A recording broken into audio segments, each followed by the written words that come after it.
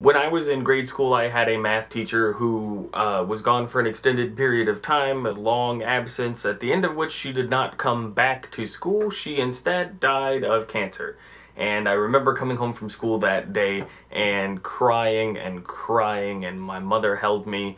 And I think that's when I started to grieve my grandmother, who had not died yet, but would die of cancer not too long afterward. And a few days later at school, I said for the first time in my life that I did not believe in God.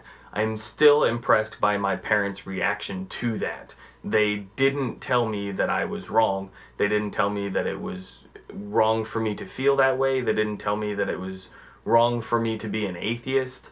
All they said was that it would make my life difficult, especially at that point, to express something like that so openly, because some of my friends may not be able to be my friends anymore. And I still think that that was wonderful advice, and that has informed my life ever since. The thing that I always look for in critically examining religions and people of faith is what utility their faith has.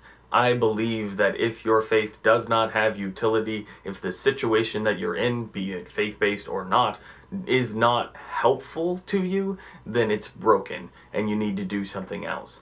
I have surrounded myself by Christians who are amazing, Muslims who are amazing, Hindus who are amazing, ex-Christians who want to have nothing to do with Christianity who are still amazing, and, you know, atheists who have never, ever believed in a God or divinity or anything, who are amazing.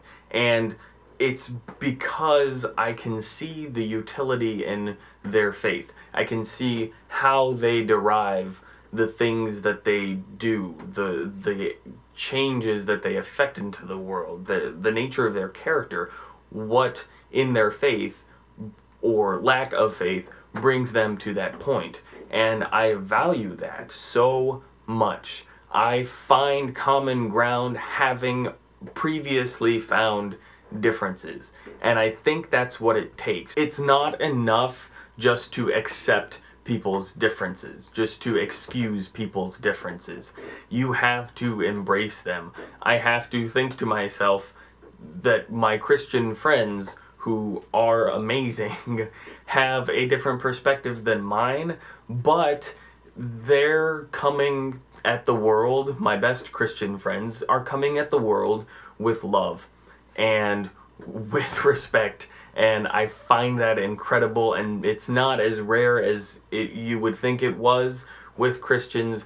I just happen to be friends with some shining examples of that, but, you know, to see that someone is saying, I believe that I should come at the world with love because I believe in these things that Jesus said in his teachings.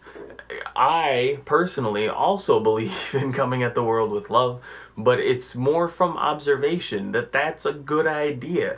And that's fine. You can see the differences, but if the effect is the same, then why are you quibbling? We have so much in common. I don't care what your faith tells you or what your lack of faith has brought you to. You can come to the same conclusions, and I think that everyone can come to a self-actualized place with whatever form of faith or not faith that they have.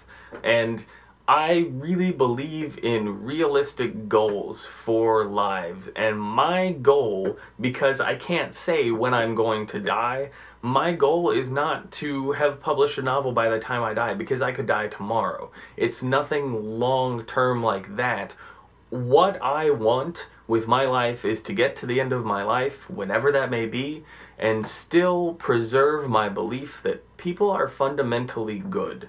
And that's a struggle sometimes, but that's something that I can do as an atheist, and I think that I live in a similar way to my Christian friends, to my Hindu friends, to my Muslim friends, to my other atheist friends, to my ex-Christian friends who want nothing to do with the philosophy or the artifice of Christianity. Like, we've got a lot in common in how we carry ourselves. When I stop and think about how much I have in common with all of these people who came from different environments, who come from different philosophical systems, I am moved because it's so clear that we're all people and we can all reach for the same things, no matter the reason that we're reaching for them. We can reach for the same things and collaborate to that end and make wonderful things happen.